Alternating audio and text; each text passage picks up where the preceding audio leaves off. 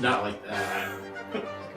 With Suburban Tactical, new podcast sponsored by AAC Enterprise. Yeah, that's right. All right, sponsored by AAC Enterprise because this is where we're at, and we're going to talk about the stuff that you do. I mean, all the different stuff you do. What got you into it? Where you plan going? I mean, that's down the road. We're going to go through all that stuff. But tonight I just want to get started on what you do. So, what is the AAC Enterprise? AAC Enterprise was started almost 3 years ago now, and we've always been a laser engraving, Cerakoting, firearm sales company. Do a lot of different things. If you go to our website, you notice there's a lot of information that's not firearms related. We try to get a lot of the large corporate orders for tumblers, hats, t-shirts, custom logos, custom signage. Like today's biggest thing was making equipment placards for a company here local in town that builds cranes, and I make all their labels that go on the truck, all the VIN number plates and everything else. And so that's what today was. And do it on a lot of different types of material. There's a plastic material that is really good UV protectant, so we use a lot of that. You can pick the different colors. So that's kind of what AAC does as a whole. We do a lot of Cerakoting, we do a lot of gun shows, and a lot of firearm sales and transfers. But our main goal when it comes to firearms is getting the customization work done to them. We want to paint them, we want to engrave them, and really take them to the next level and give you a one-off custom piece. We also try to keep in inventory most anything that's new that we think is going to be a popular firearm or accessory. Try to have the stuff that your local big box gun stores don't have. So your main thing is guns, but you got the Cerakote and you've got the lasers. Yep. A couple different lasers to do the etching, but that's allowed you to move into those other areas, doing the tumblers and the nameplates, the fibers and stuff. Yeah, and the lasers get used a lot on the firearms. We have a 100-watt fiber laser. We have a 50-watt fiber laser. Both those are galvos, so they're more made for metal material. And then we have 2 CO2 lasers. And CO2s are good for anything really other than metal. You can mark metal, and there's some tricks to it, but essentially anything other than metal is what a CO2 laser is for. The fiber lasers are for metal, polymer, and it really depends. A lot of things I could do on either laser and just pick which one I want to use. And the CO2s are a gantry laser, and the fibers are a galvo. So sometimes setup plays a big difference in what I'm going to do. Like on the CO2, it's got a 4x4 foot bed on it, so I can fit a lot of things in there. So it makes sense if I'm doing, say, hat patches. I can do 400 hat patches at a time. Where if you were going to do those on a galvo laser, you're 1 or 2 at a time. So it really depends on what is needed, how fast it's needed, and really what the overall outcome needs to be. On the gantry, sometimes there's a little bit more cleanup in different types of material, or on the galvo, it's usually a little bit less cleanup. So it depends on what the media is you're engraving. It depends on how many you're doing. There's a lot of different options, but almost all the firearm stuff we do is on the fiber laser. We do a lot of fibering off the top layer of Cerakote. So you can spray 2 colors on top of each other and then just remove the top layer with the laser to give you some very sharp, clean lines that you're not doing stencils with. It's just a time saver. So you can do the laser either before or after. So if you want to etch something into the firearm, and then you can Cerakote it and then do that treatment. Take me through the process. Say somebody brings you their Glock and they want to Cerakote it. They want something custom. Take me through the process. Yeah. So usually, bringing in a handgun. First step's going to be is to completely disassembled. Everything, you make it so you can't take it apart any further. And then you're going to put it in a simple green bath for about 24 hours. And really just make sure you're trying to get all the oil, everything off of it that you can in the beginning. Then after that's done, you'll wash it off, let it dry, and then it goes into the sandblaster. And you're going to sandblast really on like plastics and polymers. You're just wanting the shiny surface off. You're not really hitting it too hard. You're just trying to get it so Cerakote will stick to it. You got to use a special media for sandblasting. Not really special, but you got to make sure you have the right stuff for Cerakote to adhere really good to it. If it's metal, then it goes all the way down to bare metal. So whatever's on there right now, whether it's somebody spray painted it, Cerakoted it, factory finish, all that comes off. Once it comes out of the sandblaster, make sure you blow everything off really well. Make sure there's no sand in there. That's one thing that can bite you pretty hard if you leave a passageway for a spring or a pin. It's got sand in there. Don't catch that till it's putting it back together. So you really got to pay attention. Make sure you clean the parts as best you can after the sandblaster, all while not getting oil from your hands and stuff on them. So you're wearing gloves during that most of the time. And then once they're all cleaned up from sand, then it goes into the oven. And all you're doing there is baking off any residual oil that's still in there. And that can be from the media out of your sandblaster, because it just builds up in there until you change out your media, from your fingerprints to anything else. You just want to bake all that oil out. What gets you is a place that may be riveted together, or a rib on a shotgun barrel that you can't take apart, but that oil over the years has worked its way down in there, and it's hard to get it out. And Cerakote won't stick if it's there. So, if everything goes good, you put it in the oven for roughly 300 degrees, depending on what the material is, for an hour. And once it's been sandblasted, if it is oily, it shows up. It looks like it's wet. You can very clearly see there's oil still in it and still contaminated. If everything goes good, then you take it out in an hour, you move on with the process. But like a rivet or a rib in a barrel, I've had things that take 5 or 6 days in the oven. You're just constantly just cranking the heat into it and trying to burn that oil out of there to get all the contamination gone. But say everything goes good, comes out of the oven after an hour, at that point it's ready for Cerakote. Usually blow it off one last time or wipe it down, depending on what the material is. But then you can start mixing your Cerakote, and at that point you need to know, what the overall goal is, how many different colors, what patterns, what stencils are you going to need. Are you doing it with laser work? Are you doing it with actual stencils? We cut our own stencils here, and so we'll have that done ahead of time.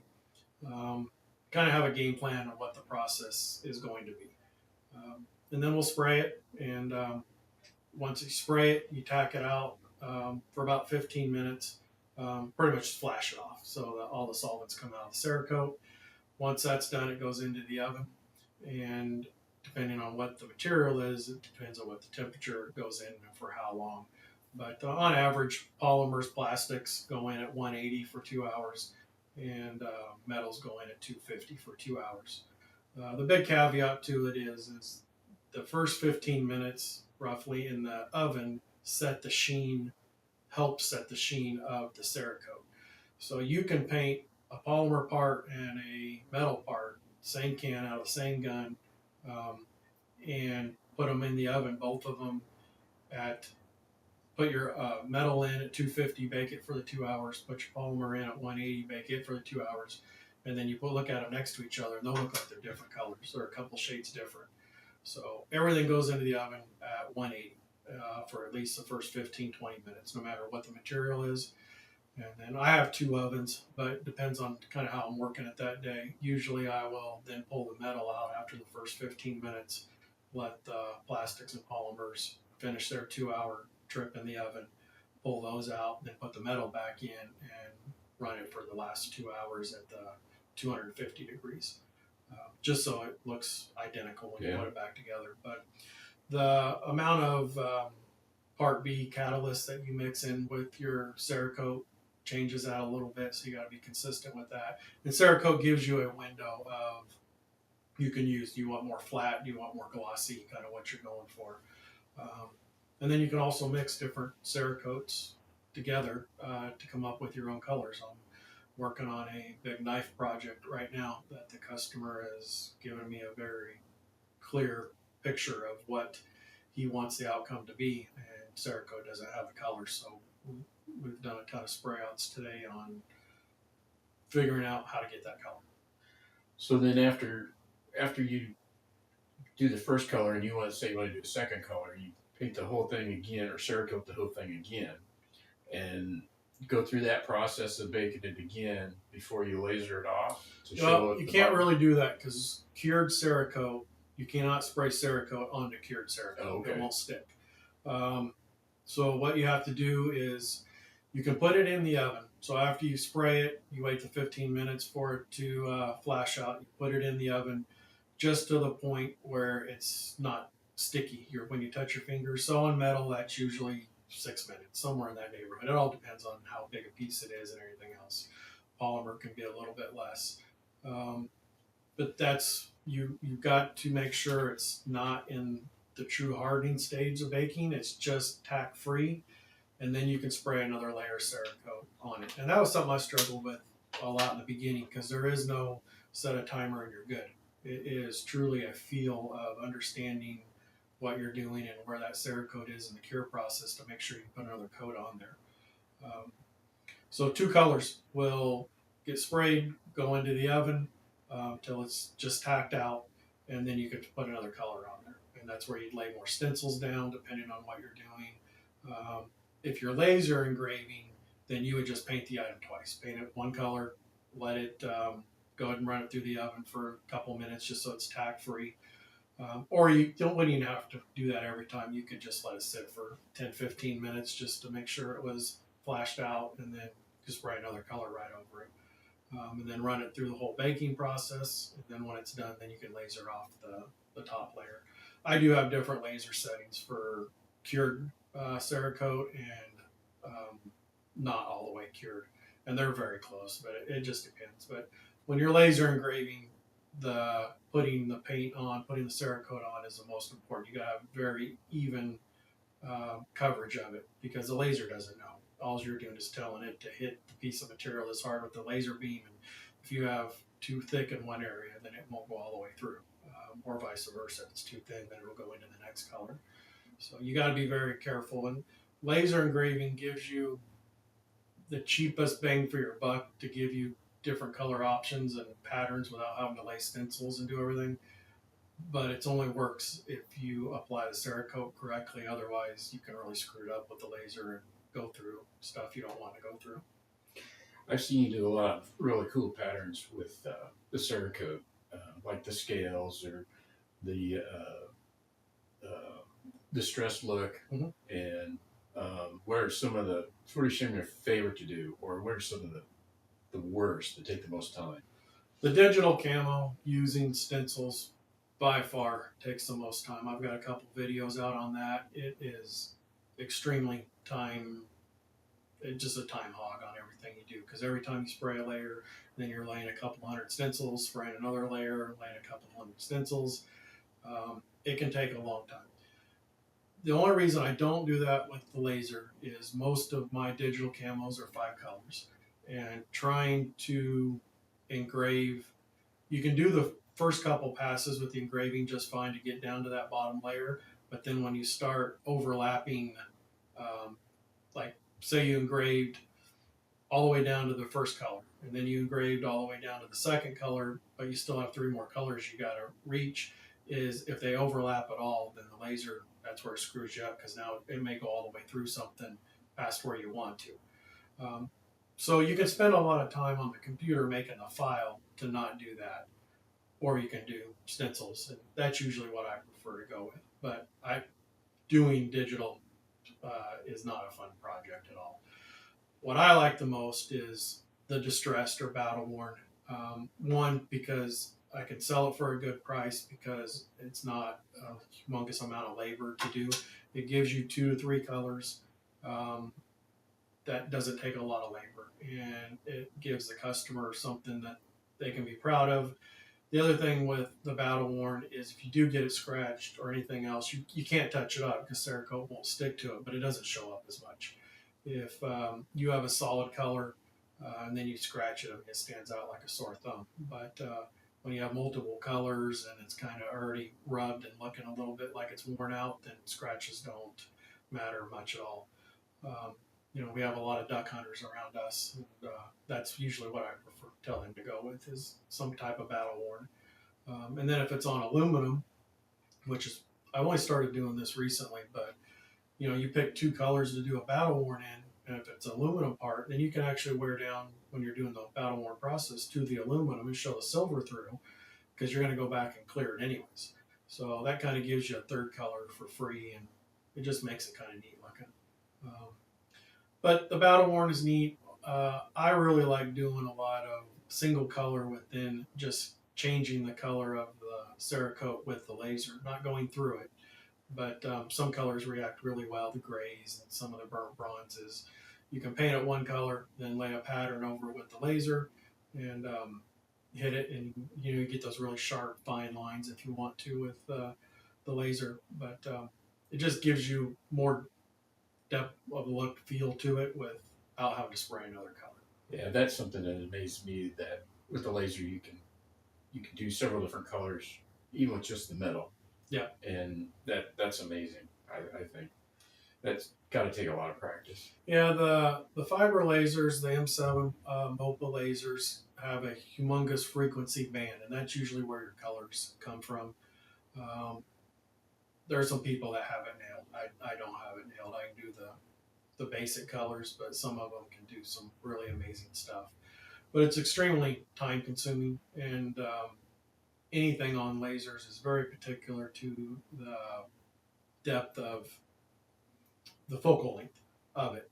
So you got to be spot on and know what you're doing, and it's an art, and I just don't have the business to do a lot of that. I'll do some of the reds and blues if somebody wants it, and it really only works on stainless really well. Just stainless. Yeah, you can get some blacks and different things in just normal A36 material, but stainless is what responds the best to it. Okay.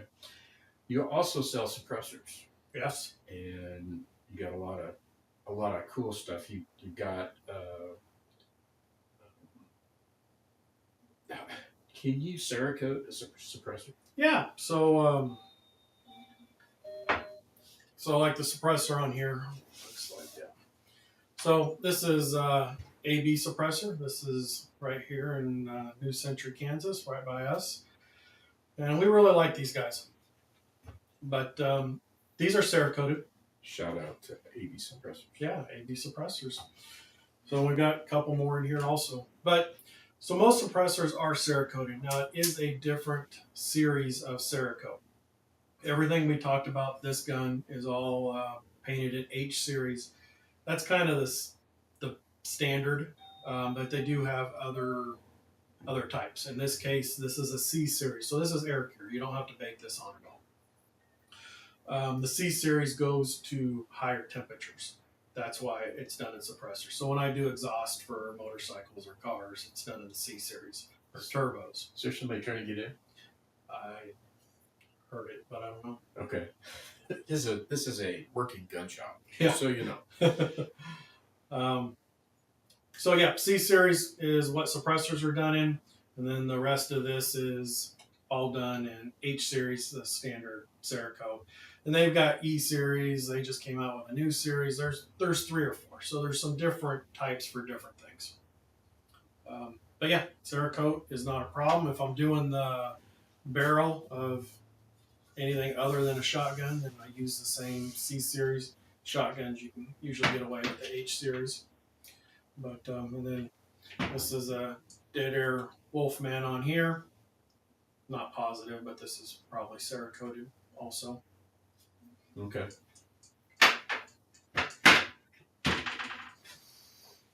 So take me through the process. So they're going to kind of shift gears a little bit. We kind of went over this the last couple of weeks. The process of getting a suppressor, of getting your tax stamp, and going through all of the hoops, all of the documentation Yeah. stuff. And it's much faster now, but the process is still the same. So the first thing you kind of got to decide is whether you're doing personal or doing a trust. If you're putting it to your person, then it's usually a couple days faster. Right now, personal transfers are taking 3 to 6 days. Transfer on a trust is taking anywhere from 4 to 10 days. So it really kind of depends. But you need to figure out which suppressor you want. And then you need to get that suppressor to your SOT that's going to do the paperwork, because nothing can really start till the SOT that's doing your paperwork physically has it in possession. So you got to buy it and have it shipped, and it's got to be delivered. Yeah, and there's a couple ways. I got suppressors in here in case if you come in here and pick one of these, and we can start the paperwork today. If you want to order one, through Capital Armory, there's quite a few places. Silencer Shop is who I use the most.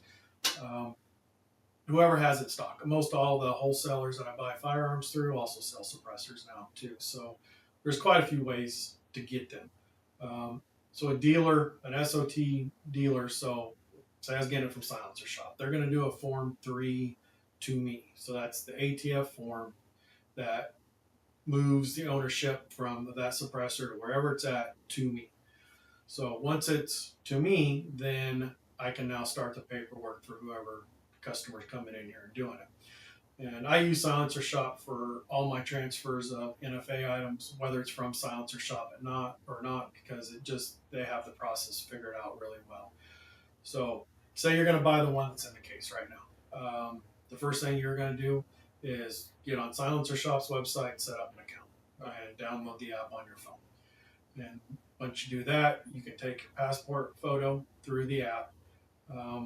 And then you're going to go to ATF eForms and set up an account there. Make sure you keep your PIN number, password, and everything, because that's going to be needed later on. I don't have the Silencer Shop kiosk for taking fingerprints, so I take fingerprints manually. Or if you've already had them on file, then you're good. You don't have to do it again. Or you can go to somewhere that has the kiosk. You can still buy it from me, but go to one of the big gun stores around here, use their kiosk. And you don't even have to talk to them. You just walk in there on the app on your phone, we'll pull up a barcode, you scan it with the kiosk, you instantly take your digital fingerprints on the kiosk, and you walk out of the store. You don't have to do anything else there. But you have to have fingerprints, and you have to have your passport photo. Once those are already in Silencer Shop's database, you don't ever have to do that again. So once that is all done, then I will go into Silencer Shop dashboard and assign that suppressor, that NFA item, to customer A. At that time, they're going to start getting some emails with some DocuSign information to start the process, whether they're doing a trust, whether they're doing a personal, asking all the questions that the ATF needs. Once you get done with all that, that information is now transferred back to Silencer Shop, and their legal team packages it all together. And that takes a day or two. Then once you can get to submit and certify, that's ATF's keywords to actually start the process. Everything we talked about up till now has not started this for whatever day process. We're still getting ready for it. So once Silencer Shop has that package together, and I could do it myself. It's just they have it figured out and does it faster. So that's why I use them. It'll show up on my dashboard that's ready to submit and certify. And essentially what it does is I go in there and log in to ATF through Silencer Shop's website, and it starts transferring all the information, auto-populating all the information on the form. That takes 5 or 6 minutes. At that same time, once that's done, it'll send the customer an email saying you're now ready to submit and certify, and you need to log on. So they get that email. So I've already called them ahead of time, said here in the next 10 minutes, you're going to get an email from ATF. They need to log on from their computer. So now we're both looking at exactly the same thing on different computers.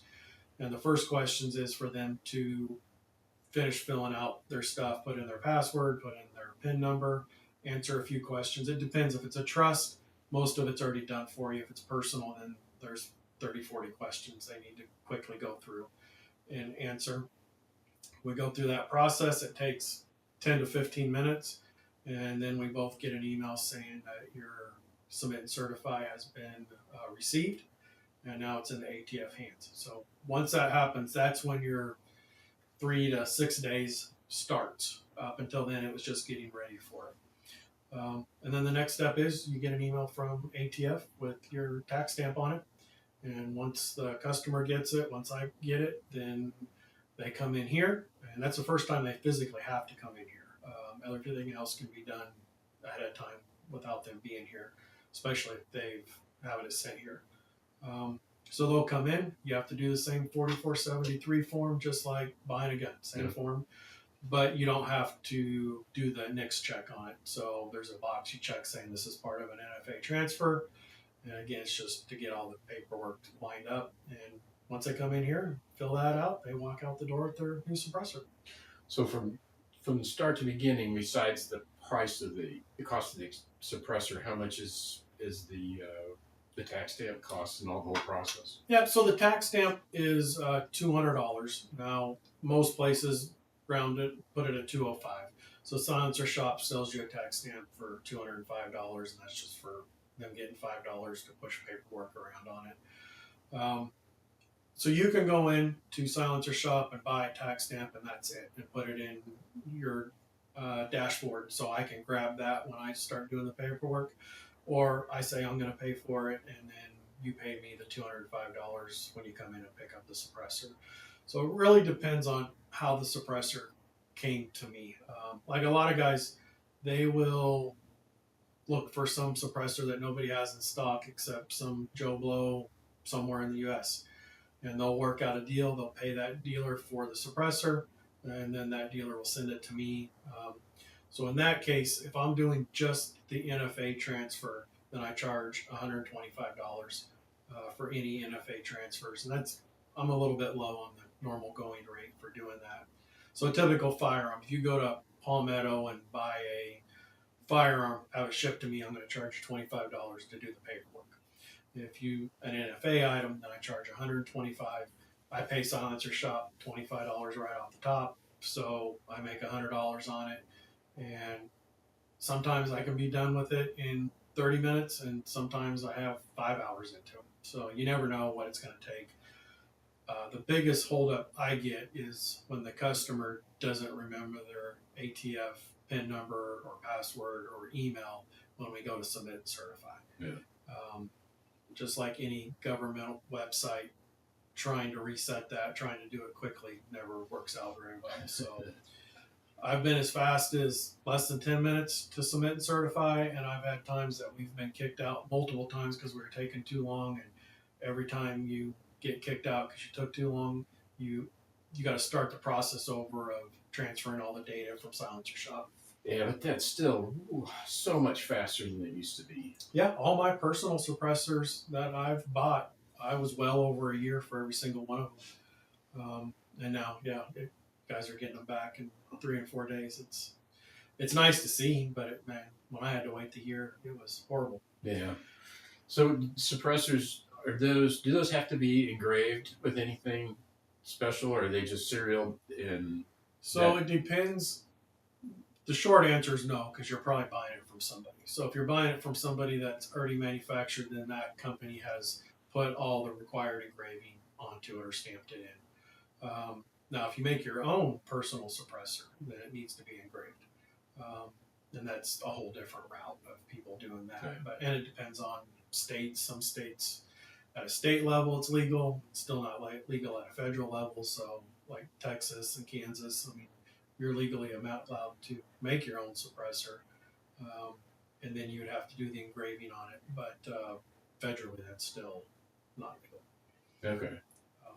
But like if you're going to do SBR or an SBS, so this is a machine gun since I'm an SOT, but say you were going to build, you had a standard AR that you wanted to put a short barrel on, like this one's a 9-inch 300 blackout barrel. You would be, now you're the manufacturer, you're changing this gun as you bought it, or you're building it brand new out of parts. It doesn't really matter. This would be considered an SBR short barreled rifle or short barreled shotgun. This is a rifle. when you do this, when you manufacture this, then the same $200 tax stamp applies. The same, almost the same process applies. Once you, and you can adopt the serial number, you can adopt all the information, but you as a manufacturer have to put your trust name on here. So you would have to put, whatever you called your trust on here, and then the town and state that it is in reference to. So like this machine gun, I have my logo, I have the city and state on here that I engraved on here. So it depends on the process, but doing the paperwork for an SBR really isn't too bad. There's a lot of good YouTube videos out there on how to fill out the form. You wouldn't be able to do it if you didn't watch one of those first, but there's no reason to pay somebody like me to either build your own or take an existing 16-inch rifle and turn it into an SBR. You can do that by yourself. Pay the $200, and in a couple days, everything goes good. Then you'll get your tax stamp and you're done with it. But the caveat to the SBRs is going out of your state. So if you take your rifle you built, you made it into an SBR, legally an SBR, it's been engraved, everything's good, you're stuck in the state you're in without filling out paperwork saying you're taking it out of state, which can be a pain, especially on short notice. There are some ways you can fill out the form, like say you have a lake house 2 states away. You can fill out the forms for that address for 365 days. You can do it for up to a year. As long as it's legal in that state and legal in the state you're currently in, then you're fine. But say you're driving to your lake house 2 states away and you're dropping a kid off or taking them to the mall, that's 2 hours out of the straight line, the A to B path, and you happen to get caught with it, then that permit wasn't valid because that permit's A to B. Point A, point B is where you're going. So really, like if you're going to a gun match and the gun match is in Texas, in say San Antonio, Texas, but all the hotels were full, so you're staying 20 minutes away. Legally, you can get in trouble for that because you're not point A to point B anymore. So you'd have to do a form for both those addresses. So now that pistol braces are legal again, to me, there's no reason to do an SBR because you can put a pistol brace on it and then there is no NFA item to it. Wow. Now, if you're never crossing state lines, then that's fine too. But where we live in the Kansas City area, going into Missouri, going anything, it's not, in 20 minutes we can be in another state here. So I don't recommend it. Now, there's no doubt shooting with a proper stock is better than shooting with a pistol brace. Is it worth the headaches to you? Maybe it is. It really just depends on how you want to do that. You don't have to carry it in a backpack, do you? No. That's an excuse I always hear. Yeah, and it's the same thing with trust versus doing it for a personal, whether you're doing an SBR or doing a suppressor is what do you want the long term to be? Because a trust takes a couple more days. I mean, it used to take months, but now it's just a couple more days to do. But the trust is nice because, then you can share that NFA item with family members if you put them on the trust, or even friends or whatever you want. And the last time I looked into it, and this is not legal advice, so make sure you check your own rules, but last I looked into it, so say you bought Suppressor, you put it in your trust, and then you decided to add your best friend onto it so he could borrow your Suppressor and go use it. You can put him on your trust without going back through an attorney or lawyer, and everything's good. You give him a copy of it. He's on the trust. The item is already registered to the trust, so it's no problem. Now, where it gets a little crazy is, say, tomorrow you go out and want another suppressor. Well, you don't want to put it on that same trust because now your buddy you already added your trust would have to go through the same paperwork to be add another item to that existing trust. Yeah. So most people nowadays, the one-shot trust through silencer shops like $25. So you just spend a new $25 every time I put it into a new trust. When I did my trust, 7 years ago, I think I paid $1,400 for a Wow. trust. So I have went ahead and put all my personal NFA items into the same trust, but that's the only reason. In today's world, there's no reason to do that anymore. So you're better off just to get a new trust every time.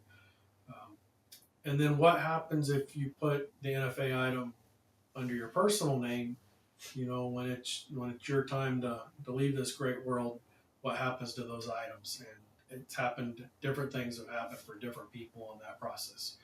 There's Just can't automatically go to your kids or no, it your can't. estate. And it depends on, if you've already had it in your state, maybe you've got a chance. But there's record out there showing ATF pulls that data and finds out you're no longer here and shows up at your door wanting that item, and they can't hand it to anybody else, so they're going to take it and it's theirs. And then there's cases out there where we've heard that through probate and everything else is people have been allowed to go ahead and fill out the NFA paperwork and get it put in a family member's name or somebody else. So to my knowledge, it's not extremely clear on what the options are at the end of the day if you put it in your personal name. But if you don't have anybody that you ever want to let borrow it, or you ever want, have kids or something that you're going to give it to, then I guess who cares because you're not here Yeah, yeah. anymore. So it just depends. But all my personal stuff is in a trust. If you don't know what to do, it's probably worth paying the $25 to put it into a trust, just to give you more options down the road. Now, when somebody does a trust, do you have to get a bunch of their information, or do they have to submit information along with the person who's starting the trust, or how does that work? So when you get the DocuSign stuff from Silencer Shop, that's what you're filling out there. The customer's filling out all the information. Silencer Shop auto generates a name for the trust, so you might be able to pick it. I've never been on that side of it, so I don't know. But that's the DocuSign paperwork you're doing, is giving them all the information. The customer just puts in information of their brothers and their sisters, but they don't have to actually go and show their passport or anything. So that's why you don't want to have other people on your trust. You would get a new one. So say you got a trust for just you got a suppressor on there, and you're going to go buy another suppressor. If you wanted to keep it under the same trust name, then those people that you have had now handwritten on your trust paperwork would have to go through the process. If you just go and buy a new $25 trust, then it's just you on the trust until you put somebody's name on it after it's all said and done. Okay. So when you run a trust through, and there's caveats, but for the most time, you're running a trust through under just your name, and then it's your option to add people to that at a later date. Okay. And again, not a lawyer, but that's the understanding. Last time I looked into it, I know things have changed, but that's what's kind of neat is as long as you believe the person's name that you're putting on your trust is legally allowed to possess those items, then you can just handwrite it on there, make a copy of it, and now they're added to your trust. Okay. So, all right. So, what you got a lot of guns, and a lot of. I mean, what do you specialize in? What are the things that you see most often that people are having shipped to you, or they want you to get for them? The cheap stuff. The cheap stuff. Yeah. Lately, it's been I do probably 10 to 20 some weeks transfers for Palmetto State Armory. So that is somebody going on Palmetto's website, buying a gun, picking me as the FFL. Sometimes they give me a heads up. Sometimes I don't know it's coming until FedEx or UPS gets here. And that's usually the case, is I don't have any idea it's even coming until they show up here. And they had to pick me as their FFL, and then I do the transfer for them. But you get the high-end ARs, the high-end stuff. You don't sell very many of those, but you got to have some in stock for people to look at. But like when we do gun shows, I mean, I sell probably 5 to 1 of the cheapest things on the table first, and that's just the market we're in today. The Romanian and the Turkish shotguns and handguns and stuff are extremely popular right now, and a lot of times they're really good stuff. But you got to break them in is the big key to most of those. If you're the type of guy that if a gun doesn't run perfect out of the box from the first time you pull the trigger, then anything from Turkey is not for you. Yeah. But if you're okay with breaking it in and working with it a little bit, then they turn out to be great firearms at probably half the price. But when I order stuff for customers, like today, ordered the new, what was it, Smith & Wesson 357 lever action.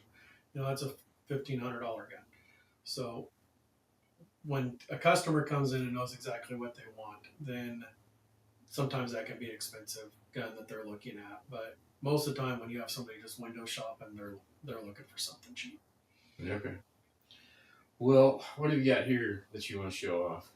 Yeah, so the new Ruger RXM. This is the collaboration between Ruger and Magpul, and just got it in today. Getting ready to do a review on it. Trigger feels pretty good, but everybody's kind of claiming this is going to be the Glock killer, and we'll see. It does take Glock mags. Magpul is working on a lot of the new grips and accessories for it. It's already optics ready. This one has suppressor height sights on it, but it's not a threaded barrel. The claim to this one is it's got a fire control group, like the SIG 320. So, as a lot of people know, the SIG 320 has a fire control group, and then you have Flux that has came out with this chassis for it. And there's lots of other accessories for them that you can do, but this is a neat little package. You just take your barrel fire control group and slide off of your SIG 320, and you put it on this, and you've got a nice little subgun setup. Oops, we're falling over. So the way things are going is the fire control groups are becoming really popular. It allows you to do a lot more customization, and we'll soon see a lot of accessories for these, especially when you get with Magpul part of it. I'm sure they already have a lot of it figured out. But most of the new leading firearms out there in the handgun world have fire control groups, just because it's going to make customizing and changing things a lot easier. And it makes it nice for buying replacement parts. You can pull the fire control group out and keep that at your house, but send your grip module off to get Cerakoted, to get it laser engraved, get stippling done, anything you want, and you're not shipping a firearm. So anything you can physically see on this thing, except for this little teeny metal tag that's part of the fire control group, you can ship this in the post office and send it to anybody doing custom work on them, and you're not shipping a firearm. So that makes it really nice for end users to be able to have some options. And then if you don't want to customize, you can just buy a new component and buy whatever you want. Yeah, okay. So if somebody wants to get a hold of you, give us your website, give us your phone number, your email address, whatever you want to do to get out there. Yeah, so our website's www.aacenterprise.com. And again, that's set up. There is some information on Cerakoting on firearms, but the website's more set up for custom laser engraving orders for corporate events and corporate giveaways. But you can find some stuff there. You can see some pictures. Our YouTube channel, you just look up AAC Enterprise. We do a lot of Cerakoting videos, unboxing, all kinds of different things. That's where this video is going to be uploaded for everybody to look at, and then we'll figure out how we're going to deal with this moving forward. And then phone number, 913-515-3216, or you can send me an email at andy@aacenterprise.com. All right. Anything else you want to get off your chest while we're here? Well, just that we're an 07 FFL, so we can manufacture rifles or whatever you may need SOT for your suppressors, and then all the customization work you can ever want. Just hit us up, and we'll take care of you. And that's about it. All right. Well, this is a new venture, so there'll be a lot more to come. Different people, different things. We'll get into all of it more in depth. But for today, I think that's it. Yeah, I think that's it. But we got a couple good people lined up that, they're probably not going to be people you guys know, but they have some good knowledge, some good things to talk about, and it's going to be entertaining. So hopefully you stick with us. This is new to us, and it's a little nerve-wracking to sit here in front of the camera and just talk like this. Videos you can kind of edit more and everything else that we do, but let us know what you think in the comments. Let us know what you want to hear, what you want to see. I have no problem bringing in a firearm or a suppressor to do an unboxing on if we get enough people wanting to look at it. We also do a lot of thermals and night vision. So if you need any of that stuff or have any questions, hit us up. All right. Thanks, Andy. Thank you, Randy. That's going to be confusing.